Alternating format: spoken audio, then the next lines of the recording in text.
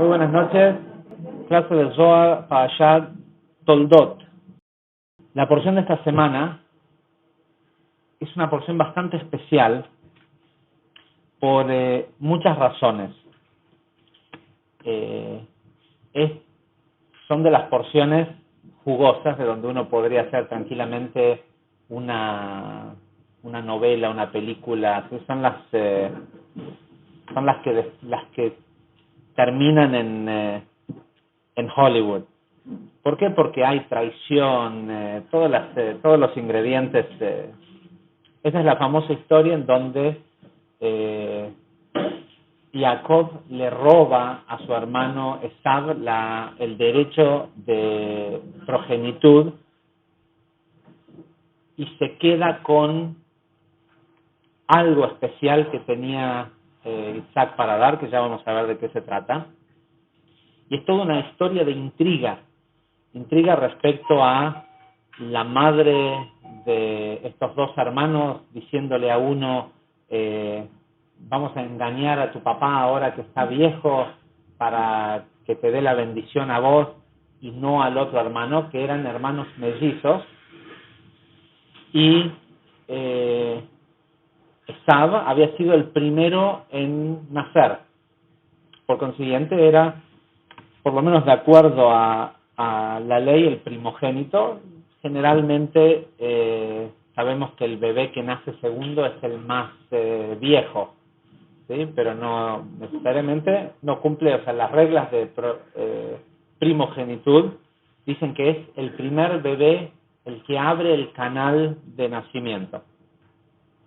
Y la madre lo ayuda, hay todo un tema, y es rarísimo, ¿sí? Porque no era el otro hijo, también el otro no era hijo de ella. ¿Cómo era? Ella quería más a un hijo, y de hecho dice la Torá que Isaac quería más al otro hijo.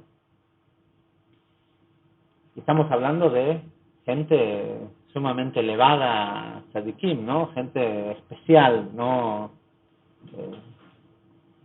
gente simple.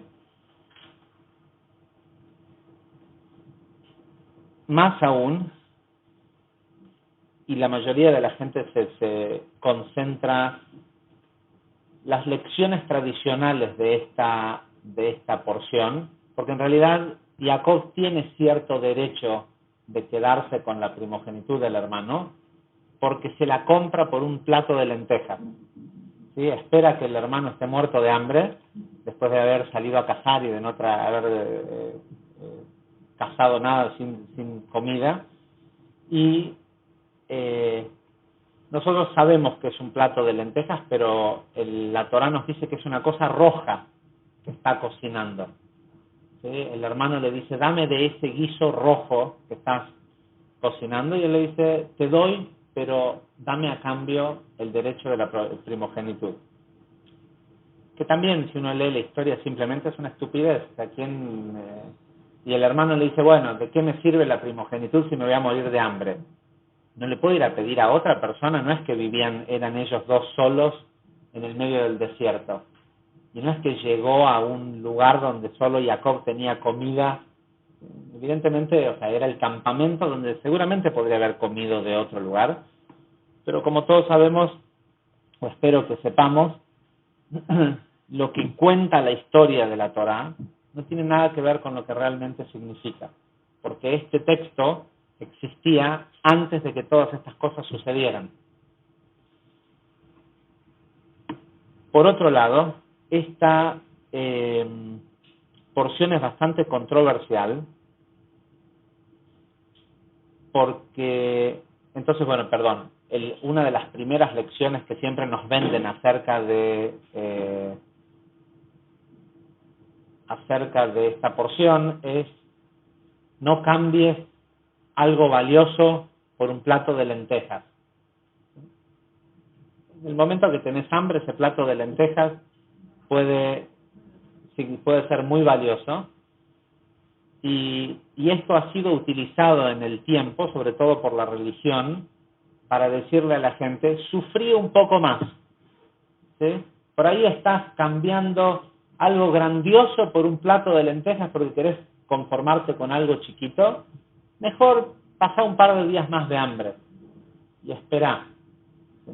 Porque Dios en sus misteriosas formas de hacer las cosas quiere que vos te mueras de hambre. ¿Sí? Hasta el que... Y nosotros sabemos que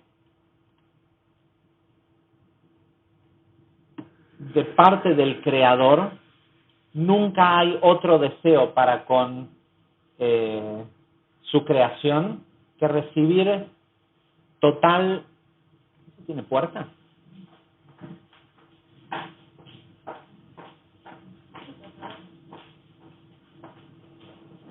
Gracias.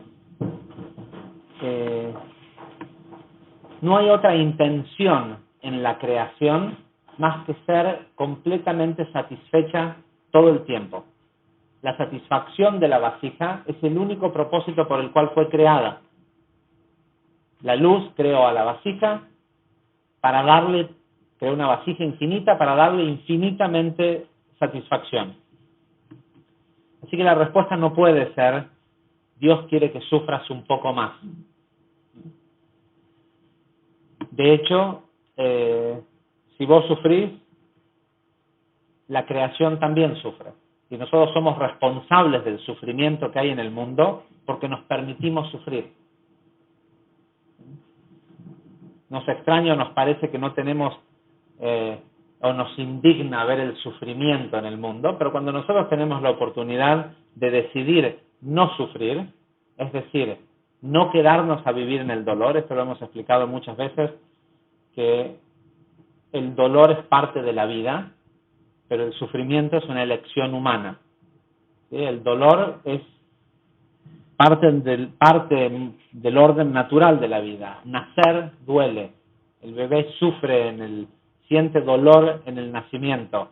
Le salen los dientes y le duele. Crece y le duele. Crecer conlleva ciertos momentos de dolor. Se muere un familiar y duele. Sufrimiento es elegir quedarse a vivir en ese dolor. ¿Sí? Y el revolcarse en el dolor. Y cada vez que nosotros decidimos eso, sea porque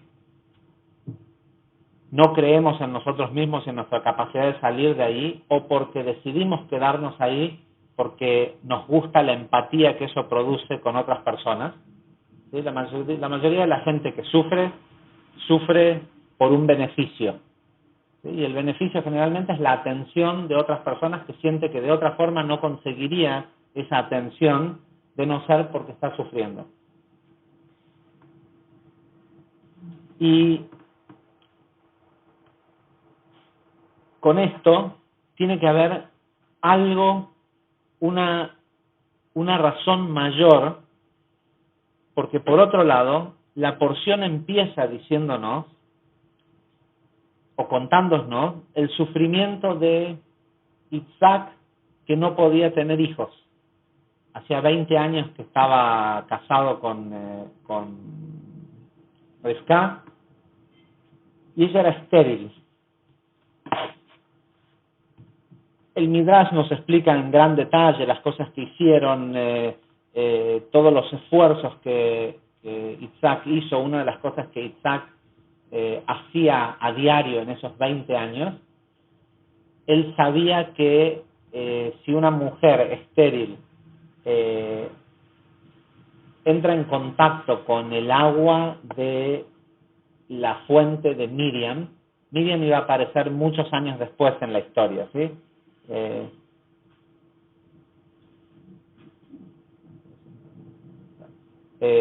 400 años más tarde iba a aparecer Miriam, iba a revelar el famoso pozo o la vertiente de agua de Miriam. Pero él sabía que ese agua ya existía y se pasó la mayor parte de esos 20 años previos a que su esposa quedara embarazada cavando pozos, ¿sí?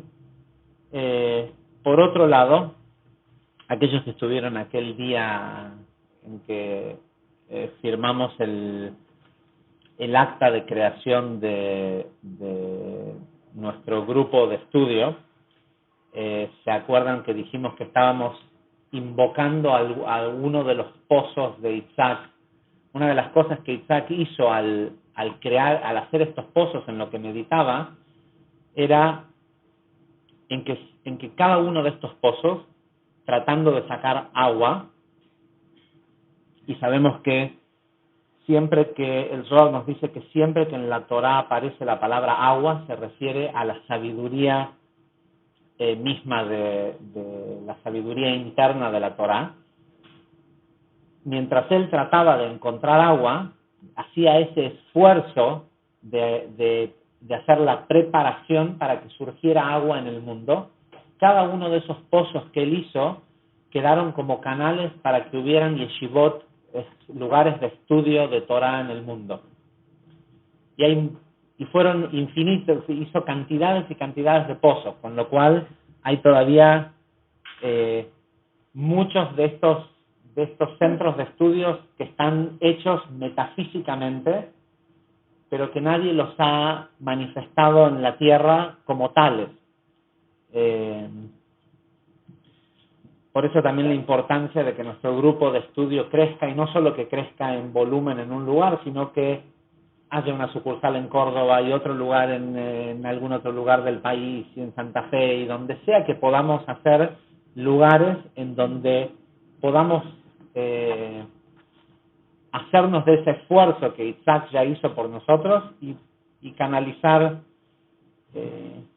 que haya misericordia, que haya agua en el mundo. Además de hacer esto, y la gran pregunta que hay detrás de todo esto, porque la porción empieza diciendo que después de 20 años de no concebir Rivka, o sea que Isaac ya tenía 60 años para ese momento, finalmente dice, Isaac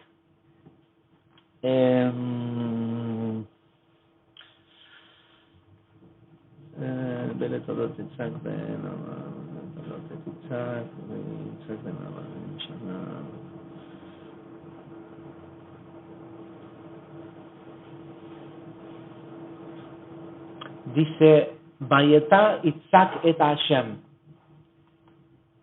Normalmente, cuando la Torah nos quiere decir que alguien rezó por algo, dice Beipalel. ¿Sí? Beipalel y hizo una plegaria o rezó por una cosa. Y acá la Torah nos dice, Isaac le suplicó a Dios enfrente, dice, o enfrentado a su esposa, a Rivka, porque ella era estéril, y Rivka quedó embarazada. Si era así de simple, si Isaac, en el instante en el que suplicaba, la esposa iba a quedar embarazada, ¿por qué no lo hizo antes? 20 años hizo un montón de otras cosas, y no aparentemente esto que resulta ser lo que funciona mejor, ¿no? Porque dice que suplicó y ella quedó embarazada. Y la verdad es que Isaac nunca había hecho esto, nunca había rezado, nunca había pedido, porque él sabía que rezar no sirve. Él sabía que pedir simplemente... él sabía que el mundo funciona bajo un sistema perfecto de leyes de causa y efecto. ¿Sí? Y pedir tener algo que no te ganaste no hace que, de hecho, si rezar sirviera, si cada vez que alguien va a la iglesia o a la sinagoga o lo que sea y le dice, Dios, por favor, dame tal y tal cosa, funcionara, la gente en lugar de ir a trabajar iría a la iglesia todos los días. ¿Sí? Y anda un domingo a la iglesia o un sábado a la mañana a una sinagoga, y va a ser que incluso los días, digamos, más propicios, es poca la gente que... Y no hay que culpar a nadie por eso. Porque ¿quién va? ¿Cuántas veces vas a trabajar a un lugar en donde no te pagan? ¿Sí? ¿Cuántas veces vas y le rogás o le pedís algo a un Dios que no te da lo que le pedís? 2 veces, 10 veces, 30 veces, 1 año, 10 años, llega un momento que la gente dice, voy todos los domingos a la iglesia o el sábado al templo o tal día a la mezquita y pido. ¿Sí? Pero Isaac sabía que pedir no sirve. Sin embargo, porque la Torá no nos cuenta lo que pasó en los 20 años previos desde que se casó hasta ese momento, las religiones se han agarrado mucho de este versículo que dice, y le suplicó a Dios y tuvo un hijo. ¿Sí? ¿Querés algo en tu vida? Tenés que suplicarle a Dios. Si no lo estás recibiendo es porque no estás sabiendo suplicar. ¿Sí? Aprende a suplicar mejor.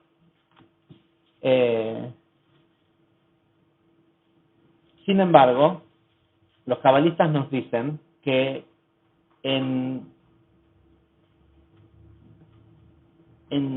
la súplica de Isaac está el secreto de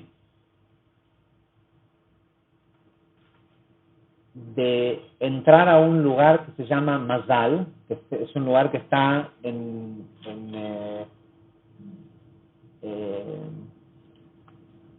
para los alumnos más avanzados, que corresponde a Arihampin.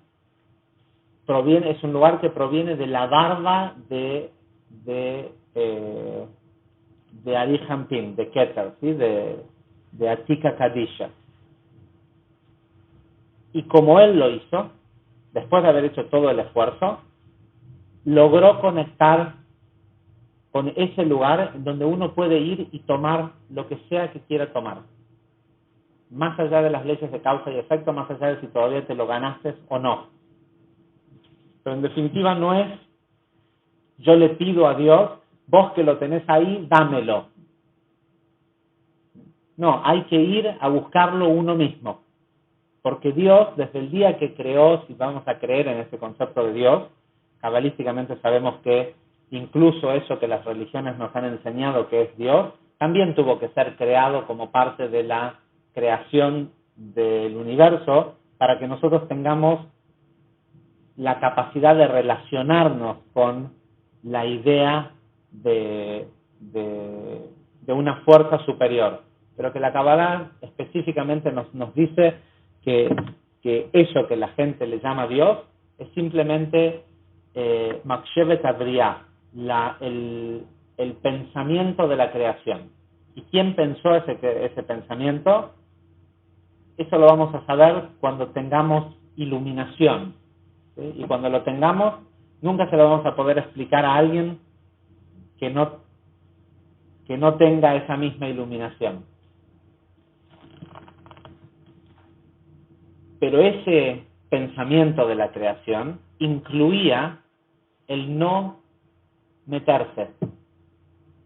El Zohar nos dice claramente que todos aquellos eventos de carácter semi-milagrosos que vimos en la historia, como por ejemplo el cruce del Mar Rojo y cosas por el estilo, si no hubieran sido programados en la creación, en el pensamiento de la creación, nunca hubieran sucedido. Es decir, nos dice el Zohar que hay condiciones en la creación. Si la naturaleza del agua es fluir, siempre va a fluir. ¿Sí? Porque la esencia de la creación, la energía, eso que hoy todavía la ciencia no puede describir, qué es lo que mantiene a los electrones dando vuelta en el átomo, esa inteligencia o lo que sea que hace que la materia tenga una forma, esa energía se llama libertad. Lo que está detrás de la materia, que mantiene todo funcionando, se llama libertad. ¿Y qué es algo libre? Es algo que nadie le puede imponer una regla distinta que la que él acepta como su regla de vida. Entonces la materia tiene El agua tiene una naturaleza, el metal tiene otro, el aire tiene otro. Y si el agua tiene la tendencia de ser homogénea y fluir, esto de dividirla en 12 canales para que la gente cruce saliendo de Egipto, de no haber sido porque en el pensamiento de la creación se estableció que si llegara a pasar la situación tal y tal, en tal fecha, en tal día, cuando salieran de Egipto y demás, que el agua se pueda abrir, nunca hubiera podido pasar. ¿Y por qué nunca hubiera podido pasar?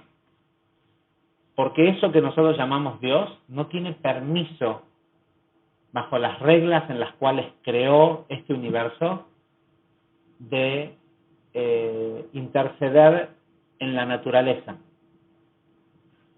Por eso decimos, y lo vamos a hablar el miércoles en Rosh Chodesh Kislev, en Sagitario, que es el mes de los milagros, Dios no puede hacer milagros. No tiene la capacidad. Lo único que pudo hacer hace mucho tiempo fue esta milagrosa creación que opera en absoluto balance sin que nadie le diga. ¿Sí? Entonces, ¿de qué sirve pedirle a Dios que te dé algo si Él no puede meterse? Pero a su vez, sabemos que ese Dios o eso que pensó, ese pensamiento de la creación, cuando creó esto, lo creó pensando en que cada pieza del rompecabezas recibiera absoluta satisfacción todo el tiempo.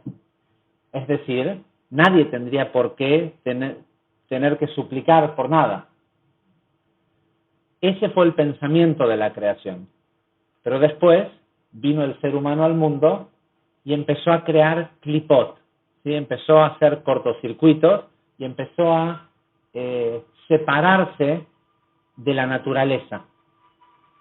¿Sí? De hecho, Rabashak lo dice claramente, poder curar a una persona de lo que sea que esté enferma, simplemente tocándola o mirándola o diciéndole que se cure, poder levitar objetos, poder hacer un montón de cosas que a nosotros nos parecen sobrenaturales, son parte de la naturaleza humana y no deben ser considerados como crecimiento espiritual.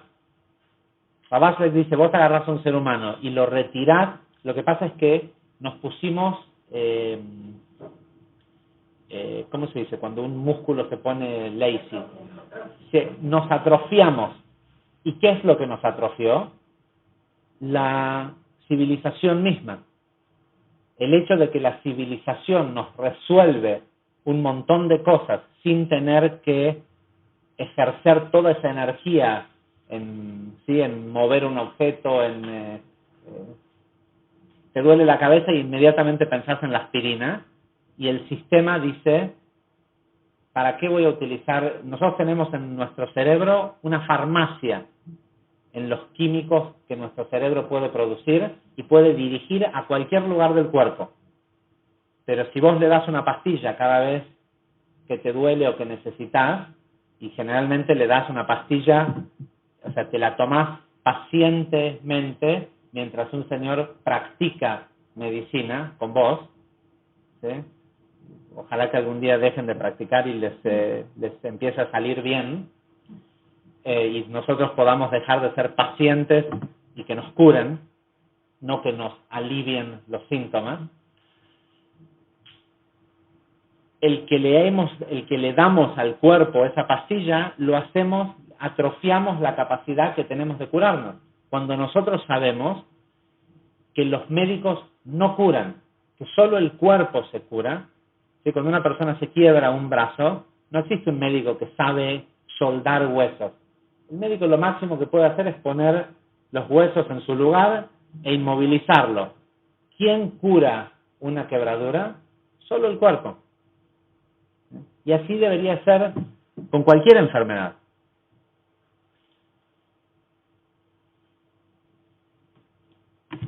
Pero ¿qué pasa cuando una mujer nace sin órganos reproductivos. Rivka no podía tener hijos.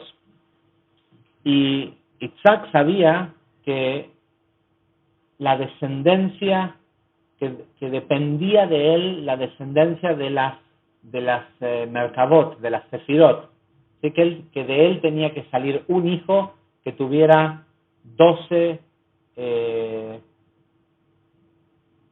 primero, tenía que tener un hijo que fuera finalmente la manifestación de la columna central y que de ahí salieran los canales que iban a regir sobre los 12 signos, los 12 meses del año.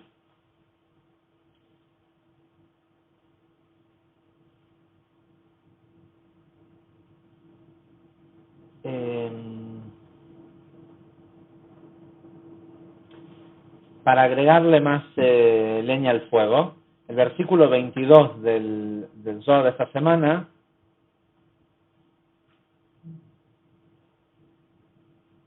el 21 dice, ven y mira, está hablando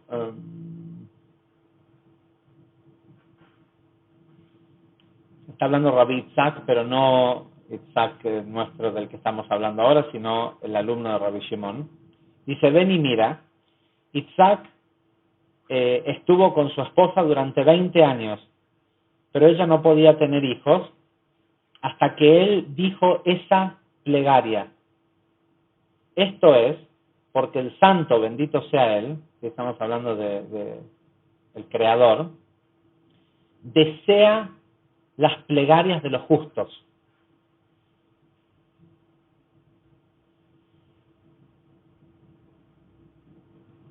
Y las desea cuando ellos piden en verdadera necesidad. ¿Por qué? Dice, porque el aceite ungible, es la palabra, ¿sí? Con el que ungían a los sacerdotes y a los reyes, porque el aceite ungible se incrementará con el pedido de un tzadik, de una persona justa, y servirá para todos aquellos que también tengan esa misma necesidad. Puesto que los justos en sus plegarias abren canales supremos y entonces las plegarias de aquellos que no tienen capacidad de recibir nada a través de una plegaria también es contestada.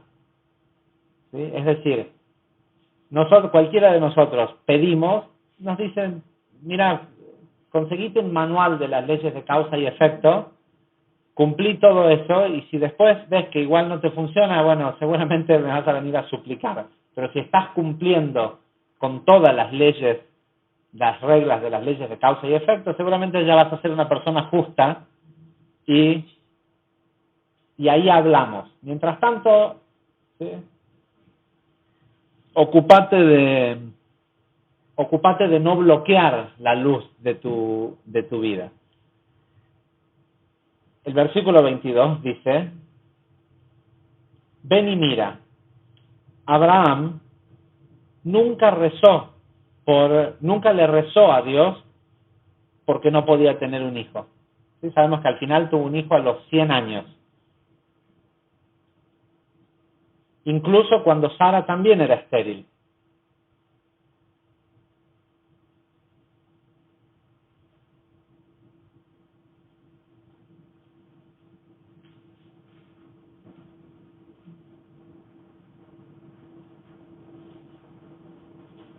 Dice, incluso cuando uno puede decir, seguramente siendo Abraham, seguramente alguna plegaria tuvo que haber hecho.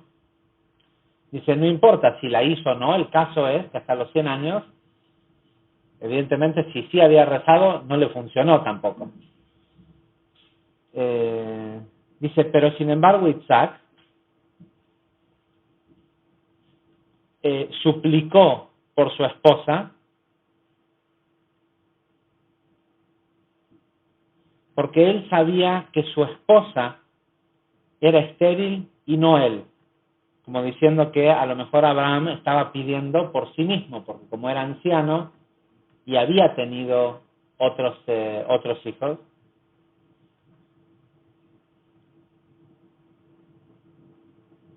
Dice, Isaac sabía tenía la sabiduría, ¿sí?, de que a través de él, sí o sí, Jacob iba a nacer, y que a través de Jacob iban a ser las 12 tribus.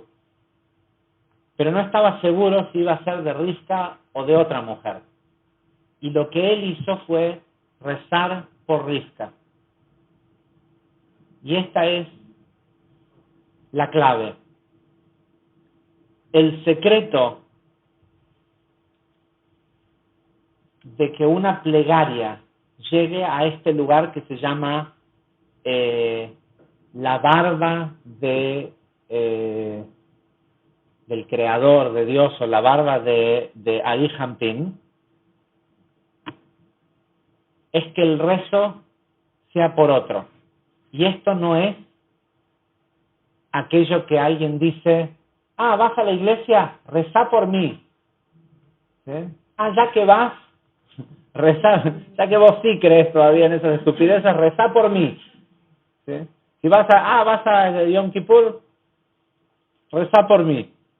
Imagínense si no funciona uno haciendo el esfuerzo, mucho menos por otro.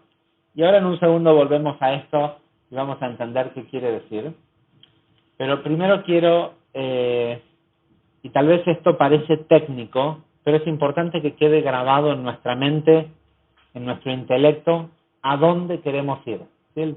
Como dice el proverbio chino, el que no sabe a dónde va, seguramente nunca llega. Queremos saber qué es lo que estamos buscando, a qué lugar tenemos que ir a tomar eso que queremos. Por otro lado, sepan que esta porción del Zohar tiene un poder especial, específicamente esta sección del versículo 18, creo que es, al 24, se acostumbra a escanear esta sección del Zohar para las mujeres que no pueden tener hijos, que tienen problemas para quedar embarazadas. Se acostumbra del 18 al 24 de la porción de Toldot, igual que los primeros 10 párrafos de la porción de Tazria.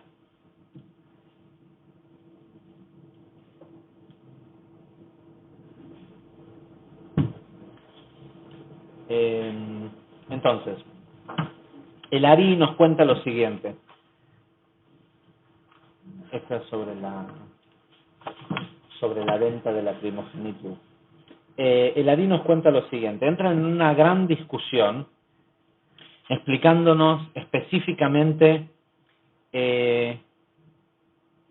cuál fue el rezo que utilizó, cómo es que suplicó Isaac, y nos dice que lo que utilizó fue los 13 atributos de la misericordia, que no iban a ser conocidos y no iban a aparecer hasta muchos años más tarde, ¿sí? Esto fue la historia de Isaac, fue hace aproximadamente 4.000 años, y recién 500 años más tarde, hace más o menos 3.500 años, cuando se reveló la Torá en el monte Sinai, recién ahí aparece por primera vez por escrito estos 13 atributos, ¿sí? Kel Rahum, Behanun, Nede Hapaim, que son conocidos como los 13 midot, o los 13 atributos de la misericordia, que religiosamente se lo considera como 13 aspectos positivos que tiene el Creador, de los cuales uno puede ir y pedir. ¿Cuándo uno pide misericordia? Cuando es culpable de algo y te están juzgando, ¿sí? Y como hay leyes de causa y efecto y aparentemente por una cosa negativa puede haber algo adverso que viene como efecto, nos dicen, además porque la primera vez que aparece por escrito los 13 atributos fue inmediatamente después del famoso pecado del becerro de oro. Entonces pareciera ser que te mandaste una macana, decís los 13 atributos y pedís esos aspectos de misericordia de la creación. Sin embargo, el Zohar y el Ari nos explican que estos 13 atributos son, literalmente se los conoce como los 13 atributos de la barba de Zeir Anpin, de la barba de Arif Anpin. Y esto es, nos cuenta el Ari, que la luz que se encuentra en las tres sefirot superiores, y la luz que proviene de Keter y baja por Jochma y Binah,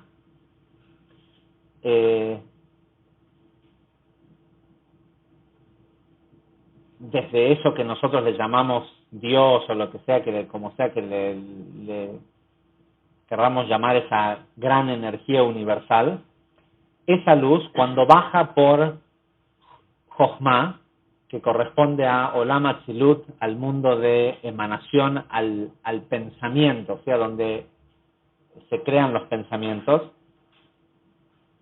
y luego pasa por Binah, que es el proceso de Briah, de creación.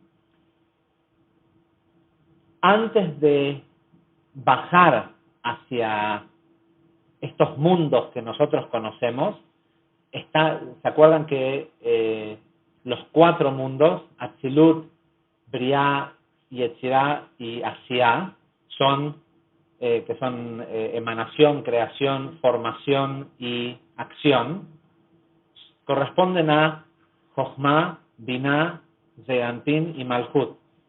Pero Keter no tiene un mundo no hay un mundo que le corresponde a Keter, porque Keter es el todo, es la luz misma.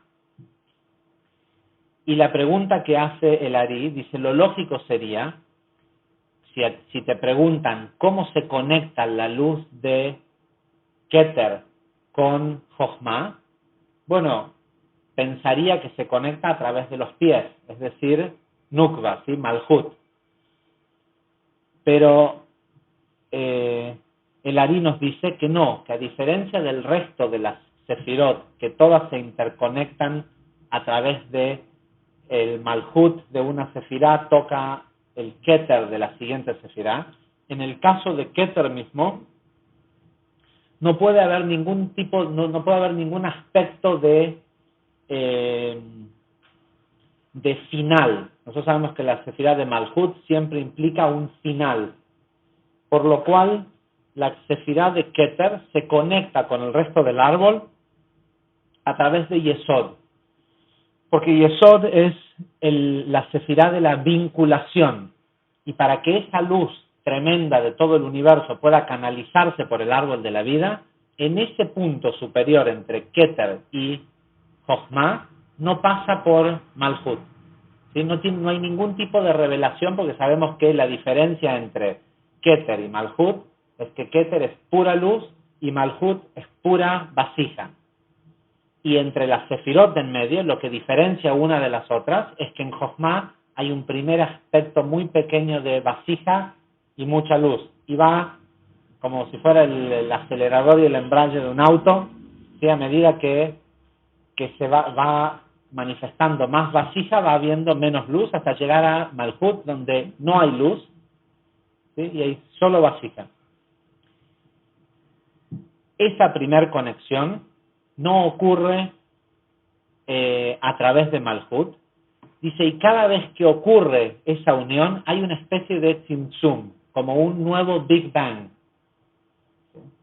teniendo en cuenta que cabalísticamente Tzimtzum estamos hablando del mismo fenómeno que el Big Bang, que la ciencia dice que es una gran explosión y expansión.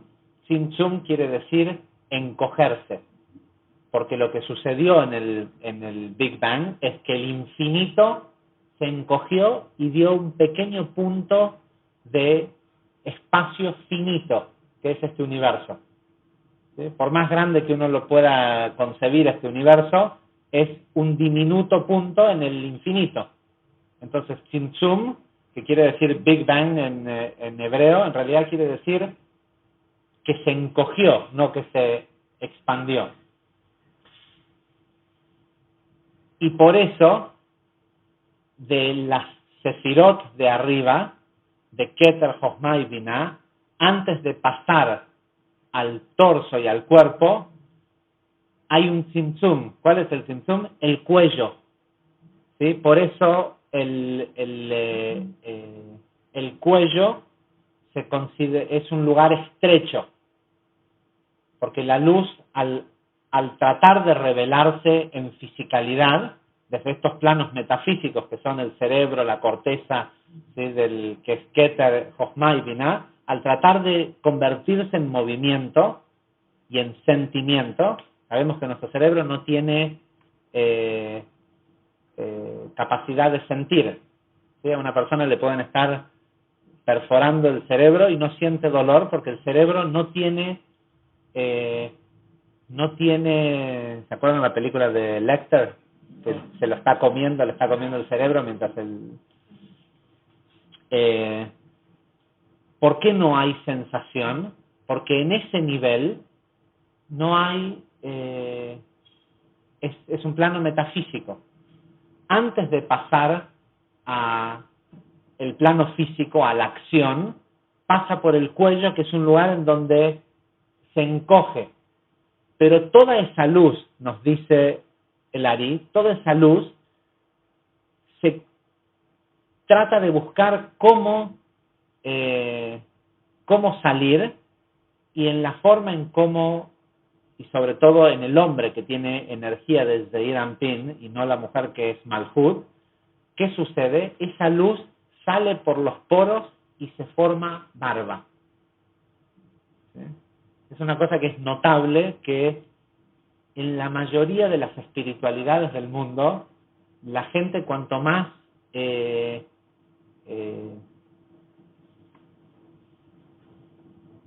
estudia o más se eleva espiritualmente, les produce un conflicto cortarse la barba.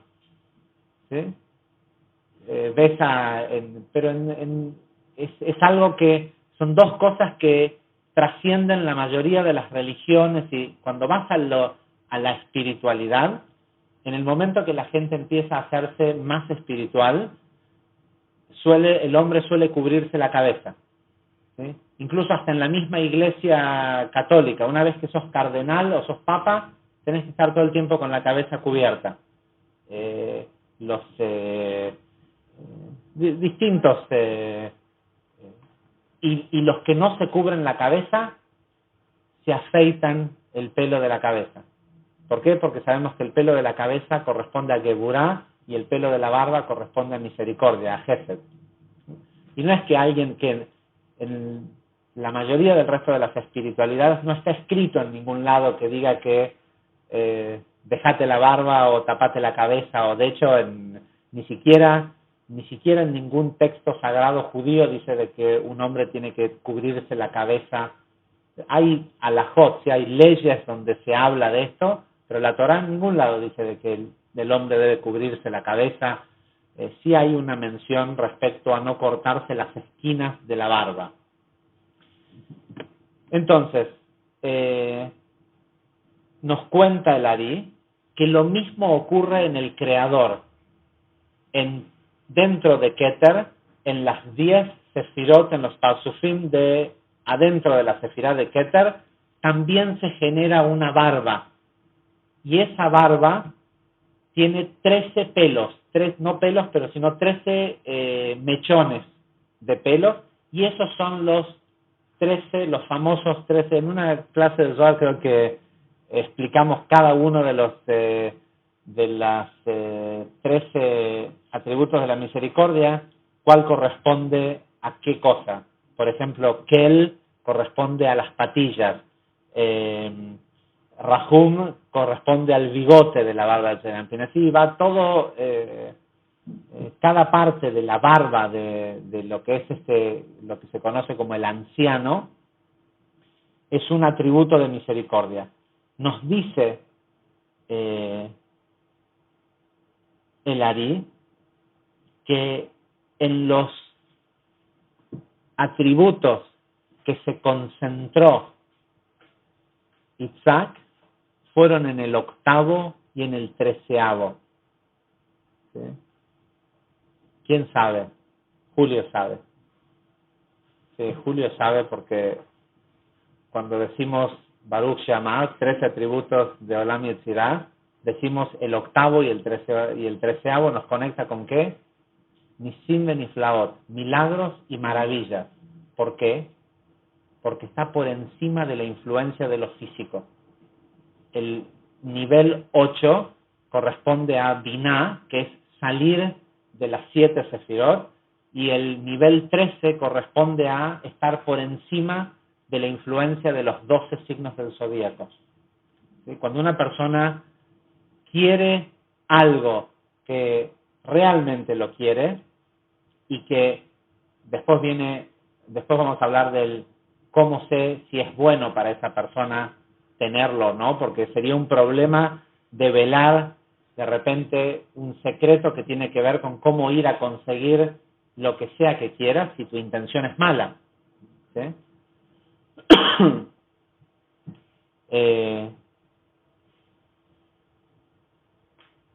Y dice que se pusieron de acuerdo, esta idea de enfrentados a su esposa, se pusieron de acuerdo y Rivka iba a concentrarse en el 8º atributo y Isaac iba a concentrarse en el 13º. Por cierto, el 8º es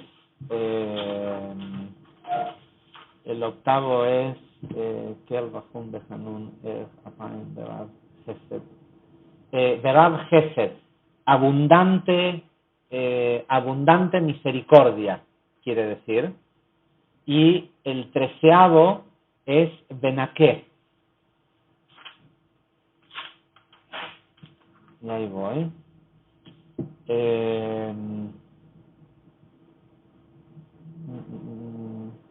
El Ari nos dice, cuando Isaac y Rivka suplicaron para tener un hijo, porque ahora la Torá decía que era solo Isaac, ¿sí? Pero el Ari nos dice que lo hicieron juntos.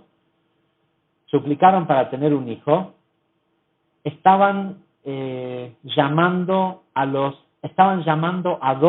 de los 13 atributos de la divina misericordia.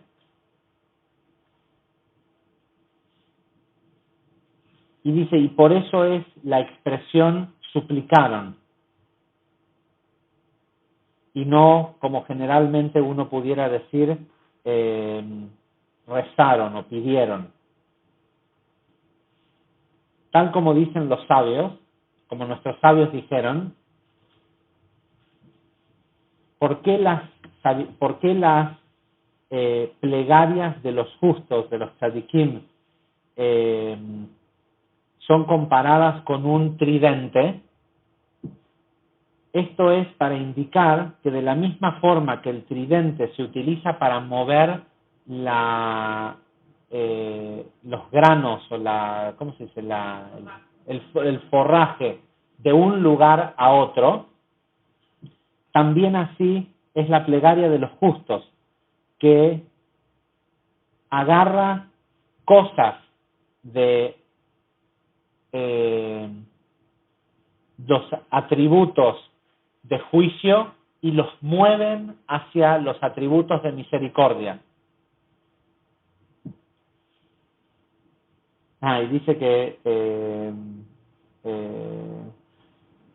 el verbo que utiliza,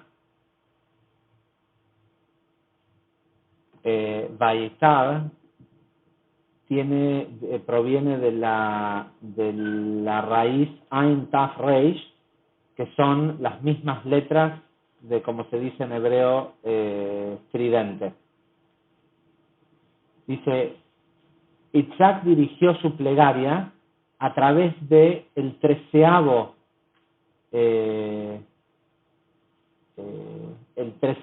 de los atributos, que es Benaké, que quiere decir, ¿cómo se dice? Benaké es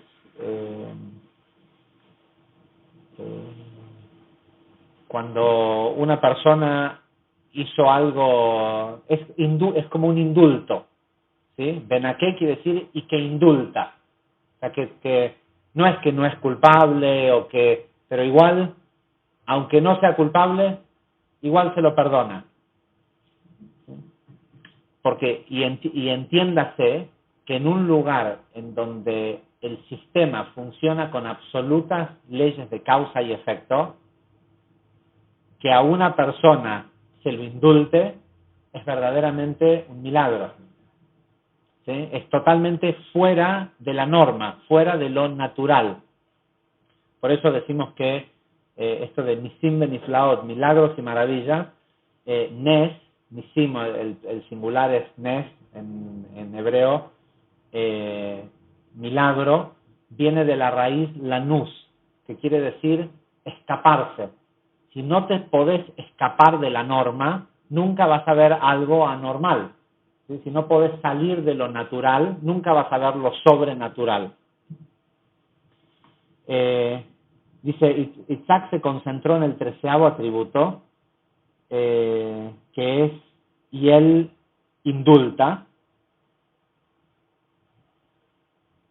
puesto que desde ese lugar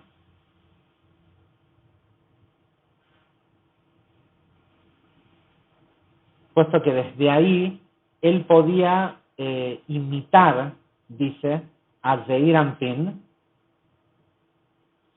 que tiene la capacidad de dirigir beneficencia divina, en este caso específicamente de fertilidad hacia su esposa.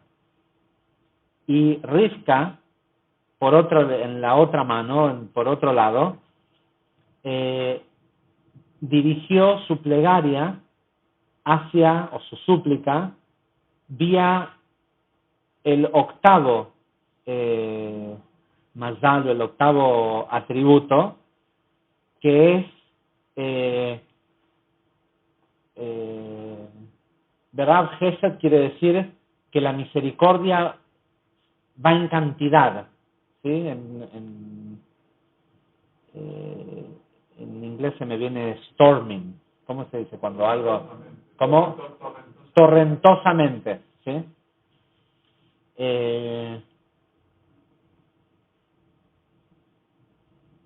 Que es, dice, el atributo masculino de los dos.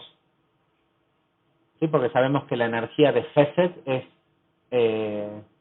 masculino y la energía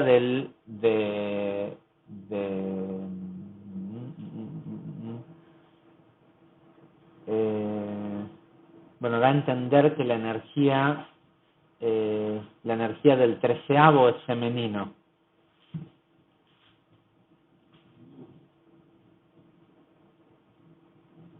Dice, y esto fue con el propósito de pedir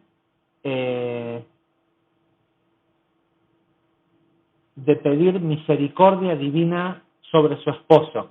Es decir, y por eso nos dice la Torá que cada uno que Isaac suplicó opuesto a su esposa. Pero la clave está en que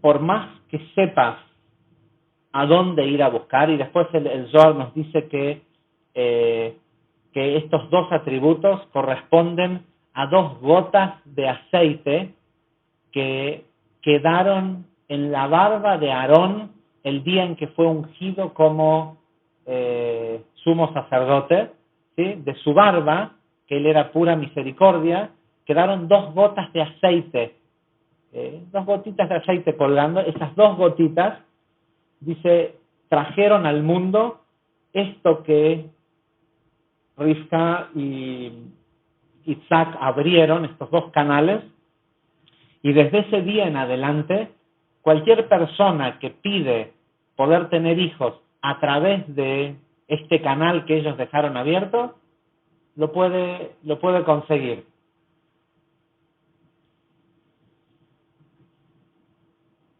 No sé si toda la gente que lo hace le funciona, incluso sabiendo esto. ¿Cuál es la clave? Decimos que la clave de pedir es pedir por otro. Y es totalmente contradictorio a el concepto de que cada quien tiene exactamente la medida que le corresponde. En un mundo de leyes de causa y efecto perfectas, ¿cómo podrías pedir por otro que otro tenga algo que no sabes si se lo merece o no? Y la respuesta es bastante simple. Pedir no se trata de decir Dios, por favor, dame, sino de tener verdadero deseo. Suplicar a Dios, ese concepto de suplicar a Dios, quiere decir presentarle a la luz una verdadera vasija, demostrar verdadero deseo.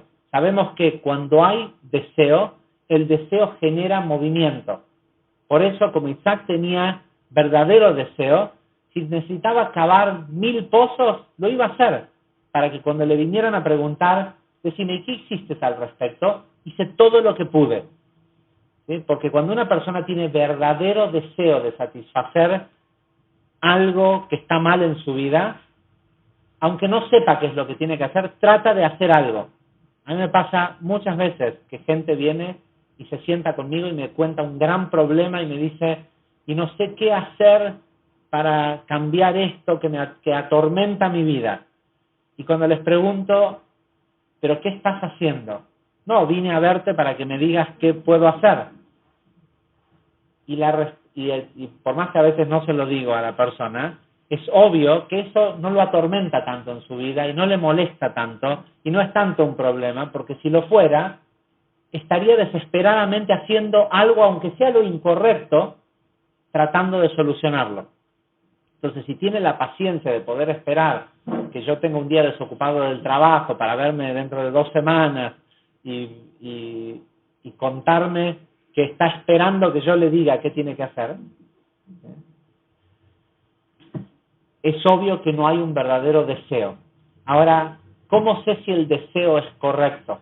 Porque yo puedo tener un grandísimo deseo, ¿sí? Tipo Escobar, por algo que no es tan bueno.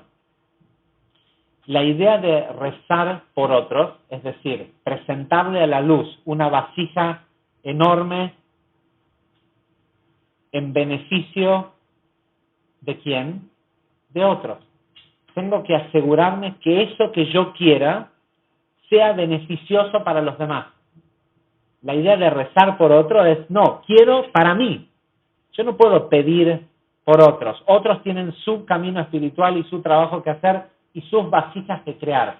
Pero yo tengo que asegurarme que lo que yo pido es bueno para los demás. Lo que Isaac hizo es que después de 20 años de mover y hacer pozos y esto, y sobre todo él que era columna izquierda y era puro deseo, lo que dijo un día es, espera un segundo, estoy haciendo todo esto porque yo quiero un hijo. Y nunca se me ocurrió pensar en Rivka, que quiere un hijo. ¿Sí? Yo, lo que yo quiero, lo que, ¿sí? Todos sabemos que para la mayoría de las personas querer hijos es solo una expresión de ego, ¿sí? Porque es una manera de mostrar, de extender la vida misma de la persona y de tener a alguien a quien poder hacerlo que haga las cosas que uno no hizo. ¿Sí? Son pocas las personas que cuando quieren un hijo, en realidad lo que quieren es revelar luz en el mundo y ser sorprendidos por ese hijo, de que te muestre qué es lo que él puede traer y lo que él puede enseñarte.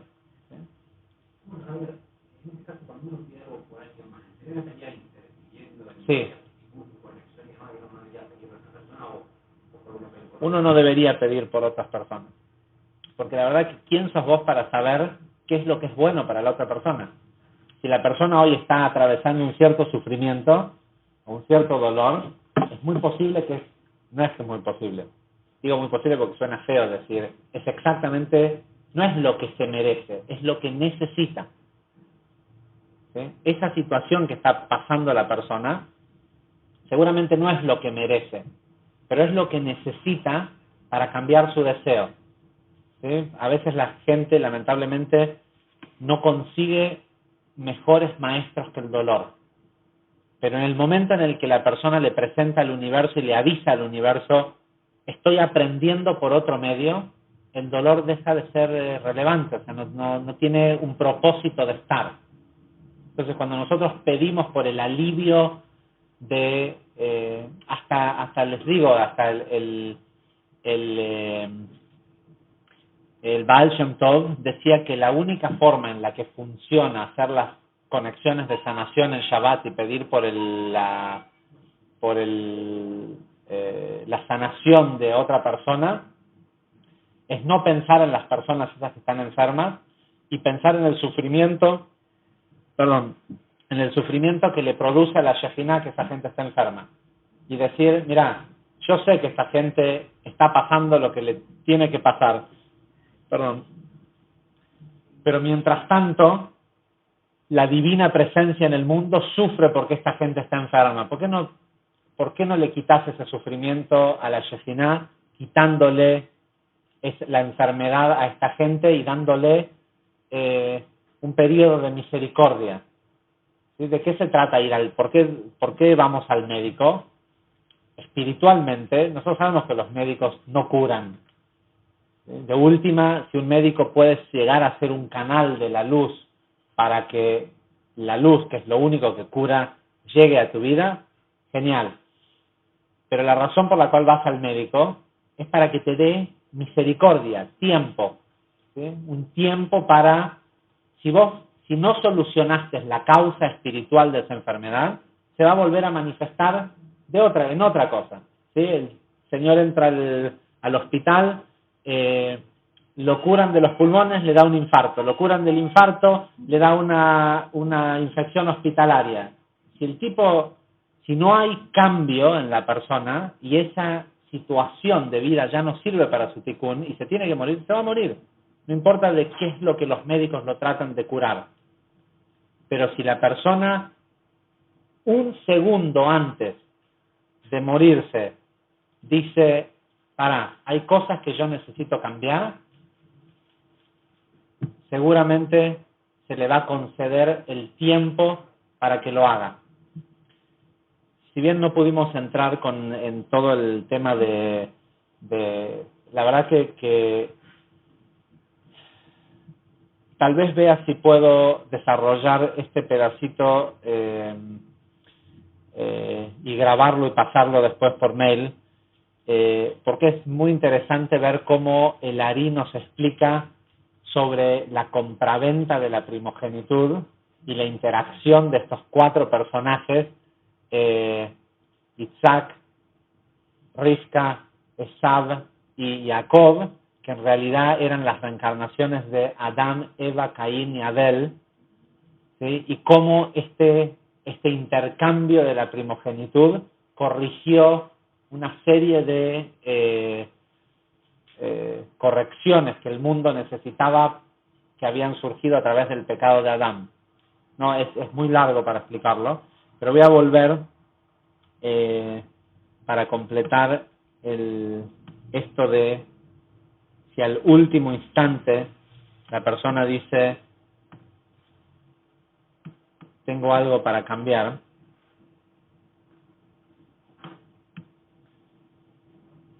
el comienzo de la porción del Zohar de esta semana,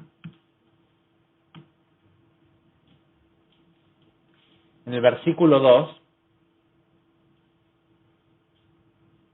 dice: cuando él quiso crear al hombre, hablando de el creador, cuando él quiso crear al hombre, tal vez empiezo por el número 1, un minuto más.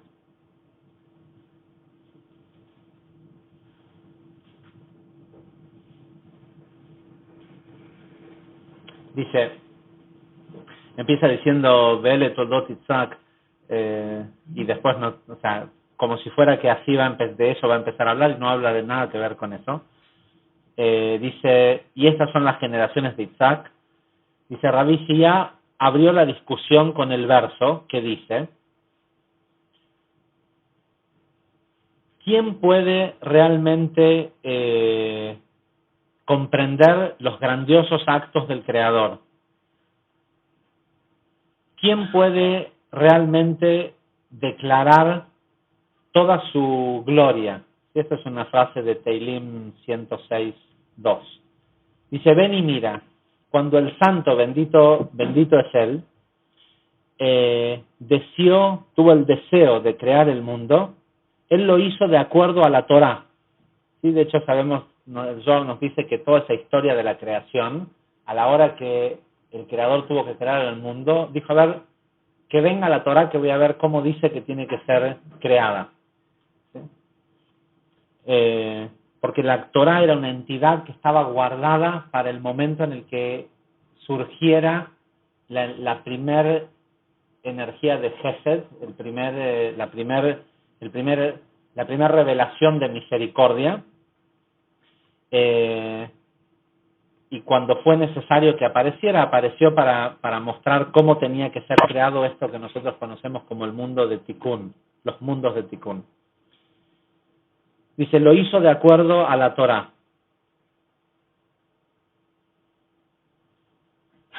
Dice, y cada acto que el Creador usó para crear el mundo, primero se fijó en hacerlo de acuerdo a la Torá. Este es el sentido de la frase de Mishlei 8:30 que dice, en aquel momento estaba con él como una asistente, como una enfermera es la palabra, y estuve con él día y noche. ¿Sí? Se refiere a la Torá que estuvo, Bayer, Boker, sí, que estuvo en cada día de la creación, acompañando al Creador cuando creó el mundo.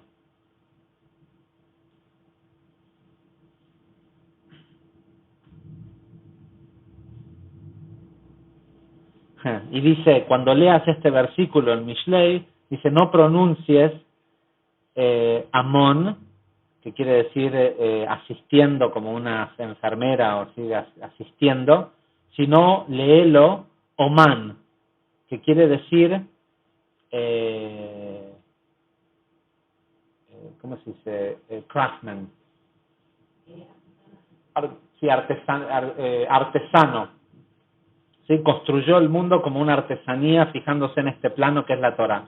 Dice, cuando llegó el momento que él quiso crear al hombre, la Torá le dijo, si creas al hombre, seguro va a pecar y lo vas a tener que castigar y toda la creación de tu mano va a ser en vano porque sabes que él es débil y no va a soportar el castigo de su pecado.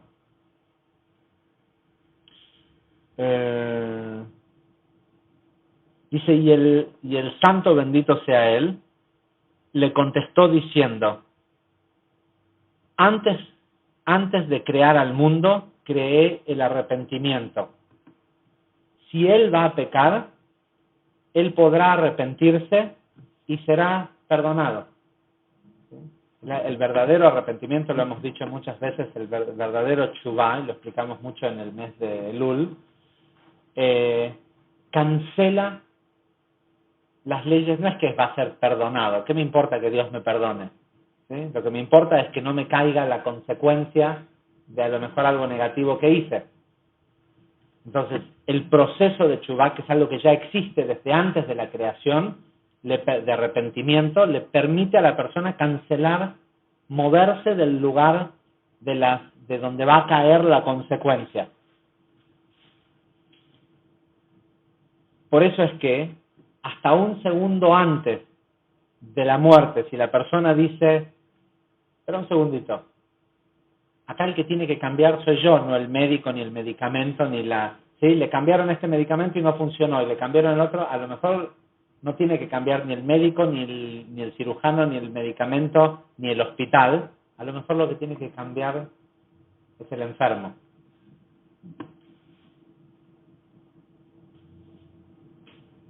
Y el primer cambio, o los dos primeros y primordiales cambios que todos tenemos que hacer para salir de nuestra enfermedad, porque si estamos en algún estado de deterioro de nuestro cuerpo, el Zohar nos dice estamos enfermos, porque la vejez, de acuerdo al Zohar, es una enfermedad, no es algo natural que le debiera ocurrir al ser humano. ¿Sí? ¿Cómo salimos de nuestra vejez?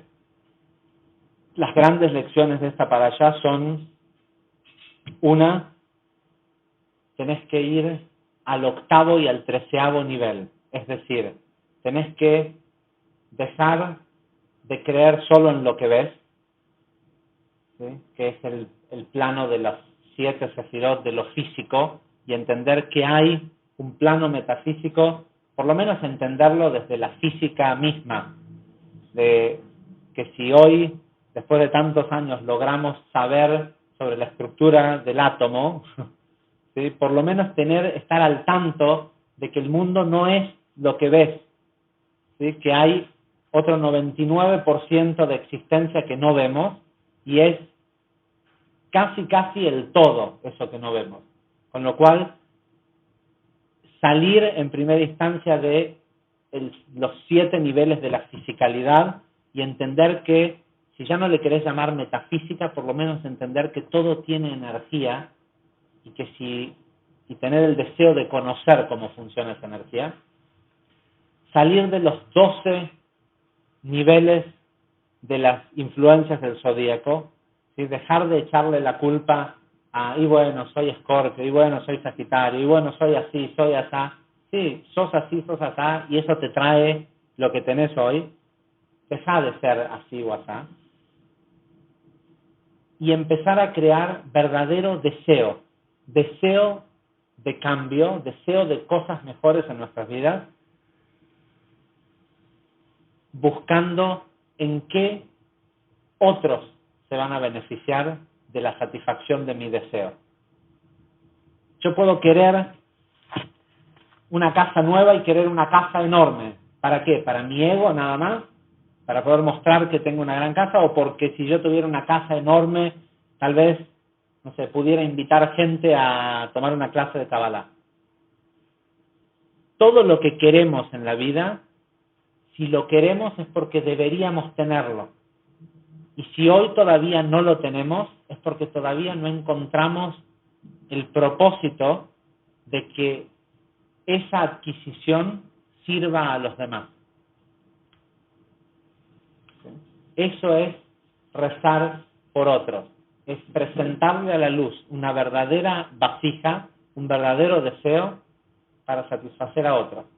Y sí, por supuesto, si yo soy el canal de eso, seguramente también lo voy a disfrutar. Pero mi primordial objetivo es que el tener mejor salud, más vitalidad, una mejor relación de pareja, hijos, es para lo que todo eso le puede dar al mundo. Y por supuesto que en el proceso me va a tocar también disfrutarlo. Buenas noches.